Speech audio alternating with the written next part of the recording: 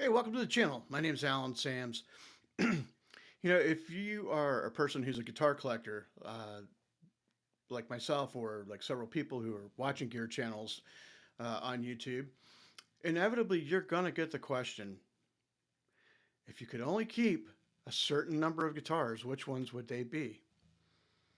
Now, personally, that question usually drives me crazy and I don't usually answer it, but um, I have been thinking about it recently, and there are definitely guitars in my collection that I play with a lot of regularity. And there are certain guitars that, just like pro athletes that have no trade clauses, I do have certain guitars in my collection that have no trade clauses. They can't be traded or sold. And so what I thought might be fun is, let's do a top five video. What are the top five instruments that I own that I won't sell or trade? Um, some are relatively new, actually, to be quite honest with you, but when I got them, they just blew me away. So we'll start here with number five. This is my Paul Reed Smith SE 2408 in Ariza Verde Green. Now, the original reason why I got this guitar was because I hadn't done a Paul Reed Smith guitar on my channel in a while, and they usually do very well. You know, I'll just be honest with you, I'm trying to grow a channel. So I'm trying to, I go back and I look at the guitars that have done well on my channel, and, I try to put them in the rotation every once in a while. So anyway, yeah, that's why I ended up picking this one up. Plus, I really, really like this finish. Then when I, actually got the guitar, I was just blown away by the fit and finish. I mean, the pickups on this, or the frets on this guitar are amazing. Um, you know, they're great. Um, Now I put the locking tuners in.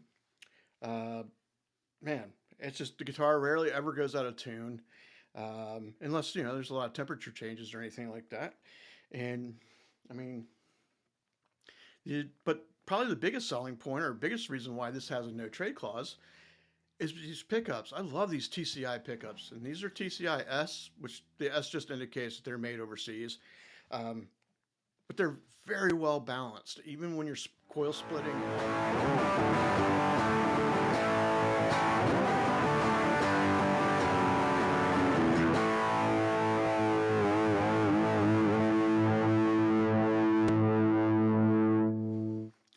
Yeah, so based on pickups, fit, and finish, that's what earned this guitar a no trade clause.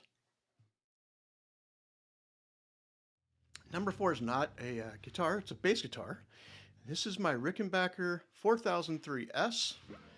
Um, Sadly, this is the second one I've had. The first one was not very good, and it took me a while to kind of regain some confidence in the brand.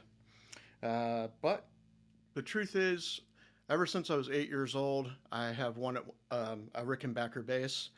Um, I kind of grew up also during some of the new wave punk era, and there were a lot of bass players back then playing Rickenbackers, and of course, Getty and all the other people who play these, who play or have played these. Um, just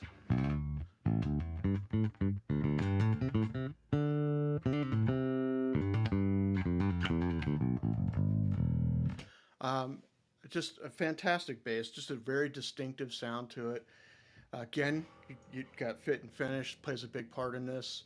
Uh, Another side to it is also that there's that bucket list side of it too that garners this guitar the no trade clause, um, and it's just one that I really enjoy. I actually use this quite a bit.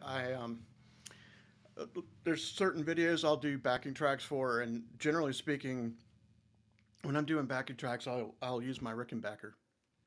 So just a great instrument. So number three is my Ernie Ball Music Man Stingray guitar. I haven't had this one that long, but uh, being a bass player and for a number of years I was a bass player, and it was a part of my annual income. And I've always, I've definitely played my fair share of Stingrays and Ernie Ball products, and I've always loved them. So as I started to kind of learn more guitar, I wanted to venture into the Ernie Ball Music Man brand, and I'm very happy that I did. The whole reason why I ended up with this guitar is because I don't hold on to. I love Les Pauls, whether they're Gibson or Epiphone, whatever.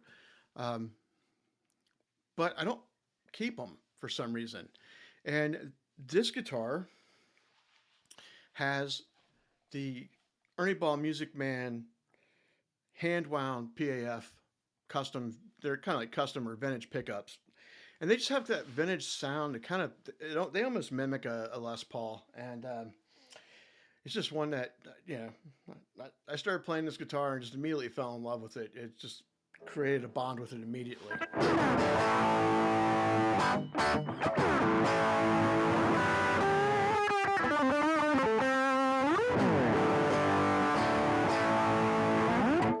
Just a lot of fun. It's lightweight. You got to love the maple neck here, the figured maple neck. It's just great instrument, great craftsmanship, and that's why this one has a no trade clause. This guitar is one that's actually really new to me. I've had it less than a month, I don't think. Um, but there's with my preferences, there's definitely a body shape and pickup sound that I really like, and EVH just seems to fit that bill. This was a guitar I didn't really know what to expect when I ordered it.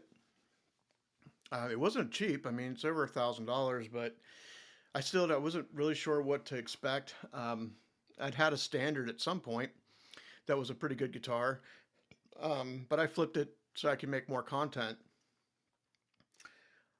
I'm blown away by this guitar. I really like this one. It's kind of it's kind of on the same price point as like the PRS SE, my 2408, but just a great guitar. Plays fantastic. So much fun to play too. It's just like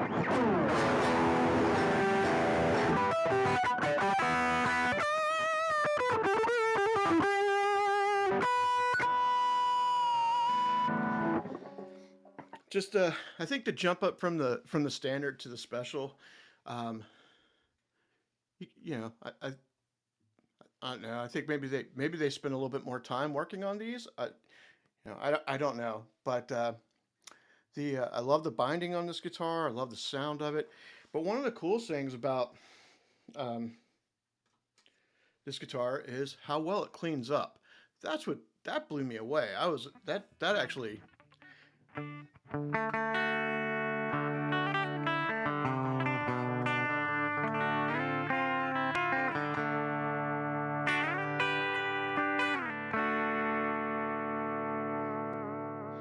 Now, granted, most people don't buy EVH guitars for their clean sound, including me, but I was really surprised by how great the clean sound was on this one.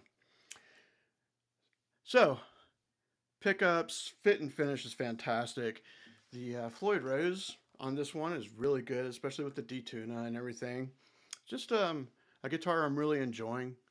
So that's kind of what earned this one a no trade clause as well. And you know, all these guitars are the ones that I'm showing you today. I'm hoping will be in my collection for a long time to come. So now it's just about time to hit number one. Stand by. This is my number one. Number one. This is my Ernie Ball Music Man Axis guitar. This one is it's a flame amber. It's got the quilted maple top on it. Um, it's got the really nice Floyd Rose on it. I think it's a German-made Floyd Rose. Very, very nice. Very well done. It's got just like the Stingrays. It's got Shaler tuners on it. Um, Not a whole lot to electronics here. Just the volume. And it's got two custom DiMarzio pickups in it that just are fantastic. I I was a little late to the party on really kind of appreciating Eddie Van Halen, um, especially when I was a teen and kind of in my 20s. I was working in my own music scene and so forth. But as I've gotten older, I really developed a real appreciation for him. That said, though, when I first saw these guitars back in the early '90s, and I saw him playing, his gold one and the red ones, whatever. Um, I just always loved the design. I love that. I love this body style, this single cutaway body style. I mean, it's just these are definitely my Music Man guitars, my Ernie Ball Music Man guitars are definitely some of my favorites. Um, I had a um, I had a Sterling by Music Man Axis for a little while too, and that was a really great guitar. Uh, but you know, this is, as they say, this is the real deal. You've got you know stainless steel frets. The also on the Stingray's got stainless steel frets as well. Uh, just very much a power guitar.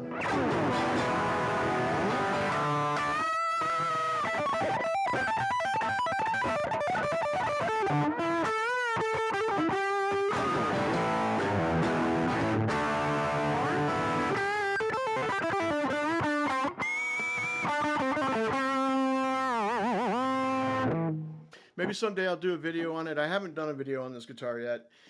Who knows? Maybe someday I'll do a shootout between um, the Ernie Ball Music Man Axis and the EVH. But anyway, guys, so that's pretty much my top five guitars. There's several that I have put away that are in cases that um, kind of help me continue to make content. And so, but as always, guys, I really appreciate your support. If you're enjoying the videos, I hope you'll give it a thumbs up, and you know, and if you feel so inclined to subscribe, I'd really appreciate that as well. Until next time, take care, guys.